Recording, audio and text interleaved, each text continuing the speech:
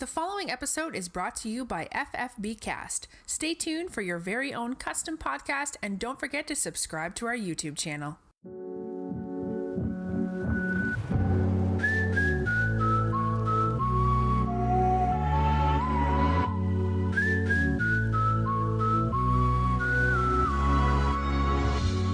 You are listening to the Gridiron GM's Fantasy Football Podcast, brought to you by FFB Cast. I am your host, Joseph Hoppe, and today we are recording the Week 13 recap episode, where we are going to take a look at the standings and the overall points leaders. We will review matchups that occurred in Week 13, and we'll take a look at the playoff picture as well, as I give my favorites to contend for a championship. Stay tuned.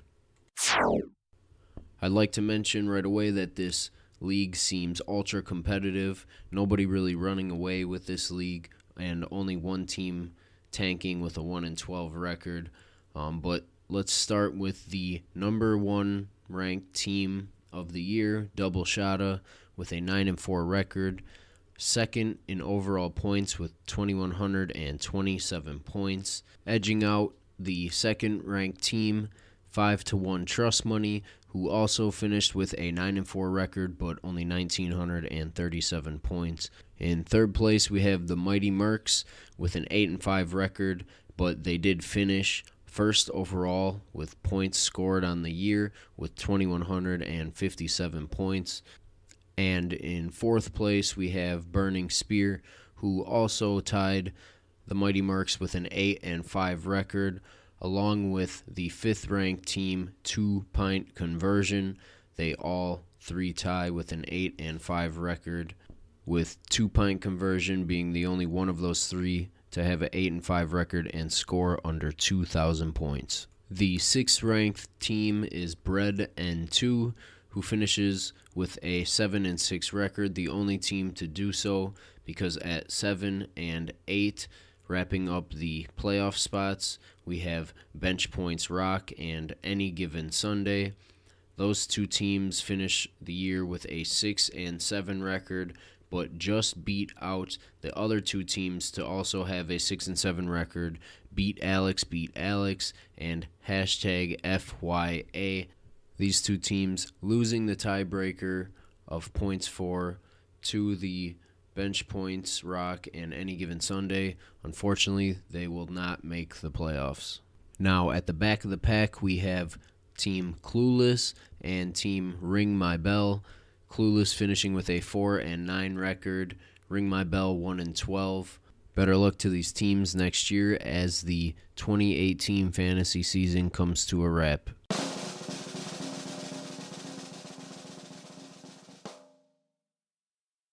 Let's get into our first matchup review of Week 13. Team Beat Alex versus Bench Points Rock. Bench Points Rock taking this one down, scoring the most points of the week with 160.52 points, beating out Beat Alex, who scores 129.58 points on this one. Beat Alex losing 5 straight, finding themselves outside of the playoffs. This really was a tough one for them. Both disappointing performances by their quarterbacks. Bench Points Rock starts Jared Goff and gets only 8.08 points from their quarterback position. However, Tariq Cohen puts up 34.64 in this one with 156 yards on 12 receptions, also throwing for a touchdown. Aside from Tariq Cohen, we have Gus Edwards and Nyheim Hines, who was started in the flex. Nyheim Hines scoring 14.5 in this one, getting 9 receptions. This team decided to leave Derrick Henry on the bench, who puts up 12.5. I'm not too upset about that one.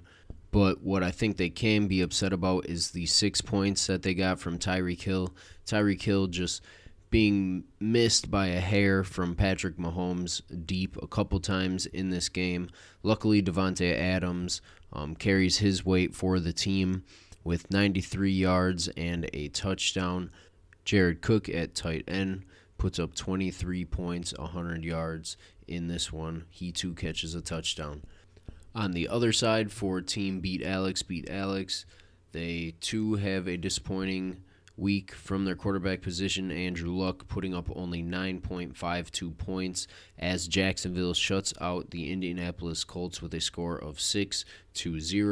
Odell Beckham in this one catches a touchdown at the wide receiver position to give them 18.46 points, still less than projected, but you're happy with that output. They also started Julian Edelman at the wide receiver position, giving them 9 points. But David Moore from Seattle puts up a goose egg in this one, so you got to be upset about that. At the running back position, they start LaShawn McCoy, who gets 10.4, and Kenyon Drake getting 12.4. They left their highest scoring running back on the bench in Doug Martin, putting up 12.7 points. Now, the big name on this team, Travis Kelce, at the tight end position is going to give you an advantage every week, and it's tough to take a loss like this when Travis Kelce gives you 38.8 points. He was a beast in this one, getting 168 reception yards and 2 touchdowns in their win over the Oakland Raiders. And in the flex position, this team starts Adam Humphries and Josh Reynolds. Josh Reynolds disappointing effort with only 2 receptions for 19 yards. So good luck to Bench Points Rock as they advance to the playoffs.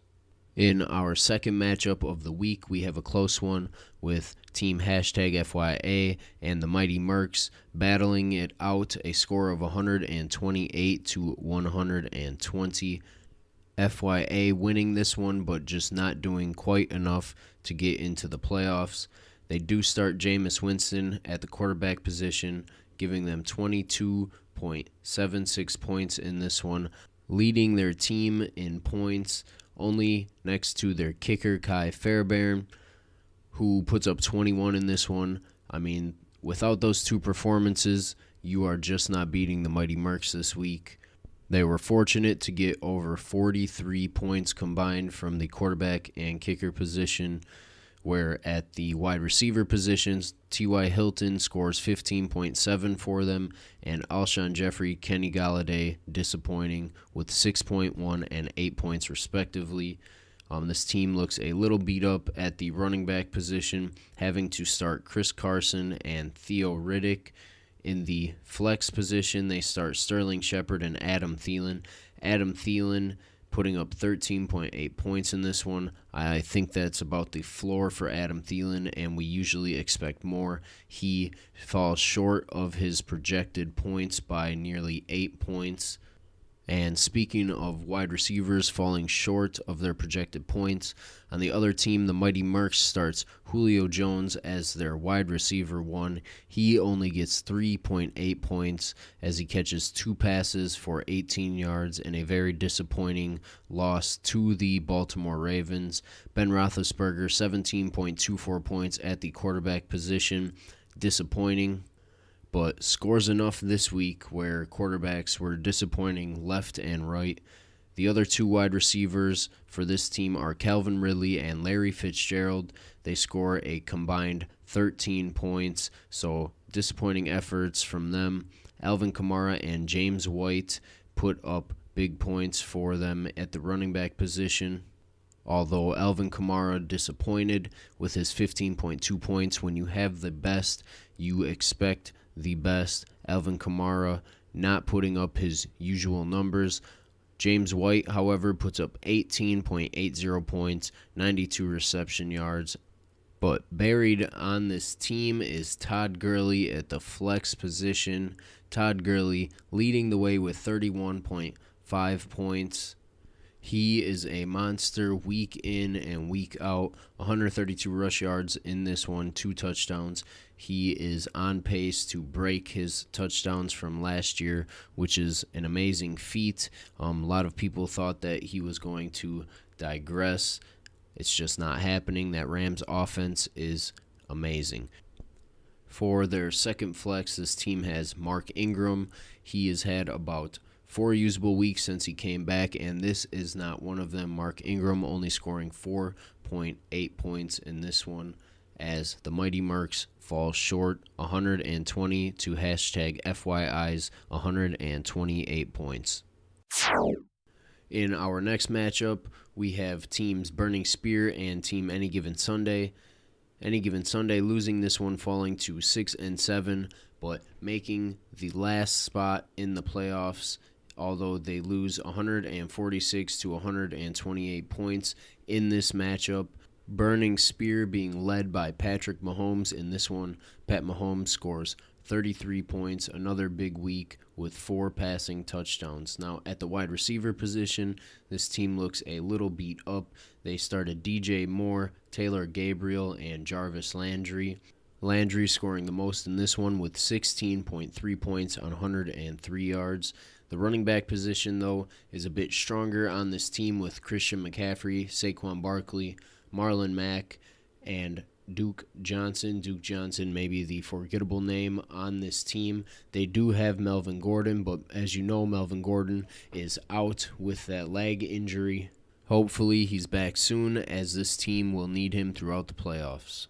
For Team Any Given Sunday, they were led by Tom Brady at the quarterback position, although he did leave Carson Wentz on the bench. Carson Wentz outscoring Tom Brady 19.84 to 14.94. Allen Robinson, Brandon Cooks, and Robert Woods are his receivers in this one. At the flex position, he did start Willie Snead and A.J. Green. A.J. Green coming back from injury, going to IR. That's a tough loss for this team. They could have used him going forward in the playoffs. Now Brandon Cooks and Robert Woods are their best receivers. Robert Woods catching a touchdown in this one, going for 18.8 points. At the running back position, they too left another good option on the bench in Isaiah Crowell. Isaiah Crowell could have been started over Tevin Coleman. Tevin Coleman giving you only 2.1 points. He's been disappointing. You expect him to get touchdowns and volume in this offense after Freeman going down. This team's real wild card is tight end Eric Ebron, who seems like he can score 27 points in 1 week and 0 the next. Eric Ebron probably will be the deciding factor in how far this team makes its push into the playoffs. 5-1 Trust Money gets stomped in this matchup, 132 points to 164 points by two-point conversion. Two-point conversion locking in that 5th seed and a playoff spot. 5-1 Trust Money, not too concerned about making the playoffs in this one. They knew if they lose, they would be in no matter what. The player with the highest points in this one, by far and large, Keenan Allen, putting up 36.8 points. Just a dominating performance by Keenan Allen after finishing as the wide receiver 4 last year. He's kind of underperformed, but this one is very reminiscent of what he was doing last year. 148 reception yards on 14 catches and 1 touchdown. Just amazing stats by Keenan Allen to propel this team to a victory. Tyler Boyd and Juju Smith-Schuster are this team's others wide receivers, along with Cortland Sutton, who has a decent game, putting up 18.5 points. With Emmanuel Sanders moving to IR, maybe that's something we can start to expect from Cortland Sutton. At the running back position, Dalvin Cook, Nick Chubb, and Sony Michel all seem to be good options for this team. Not much worth noting on their bench. It seems as if they know who they're starting every week. If this team could get a decent tight end, I think they may be my favorite moving into the playoffs to contend for a championship. Just not really sure what quality options they have to choose from.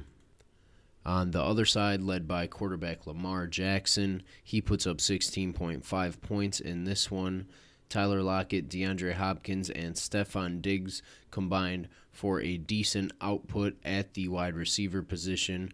5-1 Trust Money starts Joe Mixon and Aaron Jones this week, who both put up decent games. Joe Mixon getting 11.5 points and Aaron Jones 15.2, who seems to have come on strong ever since Jamal Williams has taken a back seat. George Kittle, a decent and consistent tight end for him. In the two flex positions, we have Matt Breida and Austin Eckler. Austin Eckler, not quite Melvin Gordon, but he's a great flex and should have been picked up as a handcuff by the Gordon owner, especially in a league this deep. Team 5-1 lets TJ Yeldon rot on their bench. He puts up a decent number in 13.5 points in his one game back to relevancy, while Leonard Fournette serves his suspension for throwing a punch and instigating a fight. And I don't usually talk about kickers, but when you have the best, he needs to be mentioned. Greg Zuerlein putting up 14 points for this team. In a very competitive matchup, this next one, teams Bread N2 and Double Shotta face off with a score of 128 to 139. Double Shotta taking this one down, locking in that first seed. Team Double Shotta getting the victory, even though their quarterback Drew Brees only puts up 7.28 points, and Michael Thomas putting up only 9, which is a lot less than what we've expected from Michael Thomas and Drew Brees. That combination has done well all season long. For the second wide receiver, this team has Josh Gordon, who puts up 14.8 points, catching a touchdown. Chris Godwin as the wide receiver 3, 101 yards and a touchdown in this one. Chris Godwin seems to be a thing now in Tampa with Deshaun Jackson finally out of the way, although he is sharing with Adam Humphries. Adam Humphries, a favorite target of Jameis Winston's. At the running back position, this team has Ezekiel Elliott and Spencer Ware. Spencer Ware saves the day with a rushing touchdown. Ezekiel Elliott just remains dominant, 75 yards and a touchdown on this one. And for the flex position, this team starts Marcel Aitman and Dede Westbrook. Dede Westbrook, boom or bust, possibly touchdown dependent. But I'd hate to bury the lead because at tight end, this team is led by Zach Ertz. He puts up 17.3 points in this one. Zach Ertz being dominant this season. Team Bread N2 starts Russell Wilson at quarterback. He puts up 24.8 points. Not bad. A good effort from Russell Wilson. Mike Evans, on the other hand, only putting up 8.8 points. Their wide receiver 1. He gets 48 yards on 4 receptions. Amari Cooper and Corey Davis fill out the wide receiver position for this team. Amari Cooper coming on strong with Dallas. He's had a couple big weeks here, and Corey Davis, very boom or bust. He seems to fluctuate along with this Titans organization. We have Vance McDonald as a tight end for this team. When you're starting Vance McDonald, you kind of close your eyes and pray for a touchdown. For the flex position, this team starts Christian Kirk and Emmanuel Sanders, both landing themselves on IR. That is a tough loss for this team. Christian Kirk putting up 10.7 points before he leaves the game in this one, where Arizona beats Green Bay at Lambeau. Good luck to these two teams moving forward in the playoffs. In the last matchup, and probably least interesting, we have teams Ring My Bell and Clueless. I will get through this one fast. These two teams leading the back of the pack of the league. These two teams face off in a game for confidence moving into the 2019 season. Better luck next year, guys. Let's get through this one fast. Baker Mayfield versus Deshaun Watson. Deshaun Watson on Team Clueless puts up a decent output in a week where quarterbacks kind of sucked all around. Antonio Brown was his most high points scored player. Antonio Brown puts up 31.4 points in this one. He had to start LeGarrette Blount and Lamar Miller at the running back positions. Lamar Miller with, I believe, 4 games over 100 yards. He puts up 103 yards in this one, 12.5 points. Good thing Team Ring My Bell has nothing to play for going forward, because in this one, James Conner goes down with an injury, which was initially thought to be a leg contusion. Turns out it's a high ankle sprain. He could be out for multiple weeks. Their wide receivers were Marquez Valdez-Scantling, Golden Tate, and Demaryius Thomas. I like Demaryius Thomas in Houston. It's unfortunate he doesn't do anything this week putting up 6.2 points on 32 yards after catching 2 touchdowns last week. Golden Tate finally comes on with the Philadelphia Eagles. He gets 23.5 points in this one. Now, James Conner and Dion Lewis led off the running back positions. Dion Lewis kind of taking a back seat lately to Derrick Henry, but James Conner puts up 22.4 points in this one before going out with the injury. At the tight end position, this team had Jordan Reed. Jordan Reed was coming on strong with Colt McCoy. Now McCoy out. We will see how good Jordan Reed is going forward and into the 2019 season.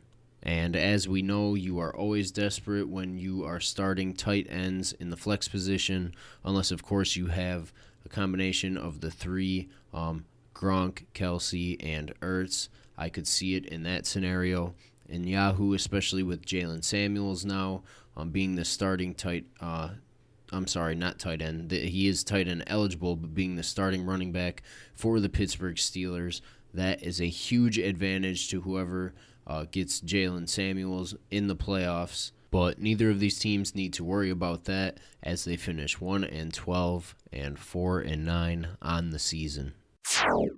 Let's talk about the playoffs and let's preview them briefly. We have in our first matchup, Team Bench Points Rock versus 5-1 Trust Money, the number 2 seed 5-1 versus the 7th seed Bench Points Rock.